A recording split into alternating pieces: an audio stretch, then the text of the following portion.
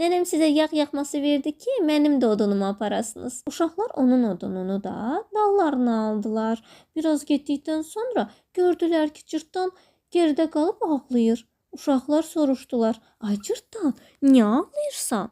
Cırtdan cavab verdi: "Yorulmuşam. Nənəm sizə yağ yaxması verdi ki, mən yorulanda dalınıza götürəsiniz." Uşaqlar əlacısız qalıb növbə ilə onu dallarına götürdülər. Xeyli yol getdilər. Qaranlıq qovuşanda yolu azdılar. Meşədən çıxanda gördülər ki, bir tərəfdə it hürür, o biri tərəfdən işıq gəlir. Yoldaşları cırtdandan soruşdular: "Ay cırtdan, it hürən tərəfə gedək, yoxsa işıq gələn tərəfə?" Cırtdan cavab verdi: "İt hürən tərəfə getsək, o bizi tutar. İşıq gələn tərəfə gedək, bəlkə yolu tapdıq." Uşaqlar işıq gələn tərəfə getdilər. Onlar bir divin komasına rast gəldilər.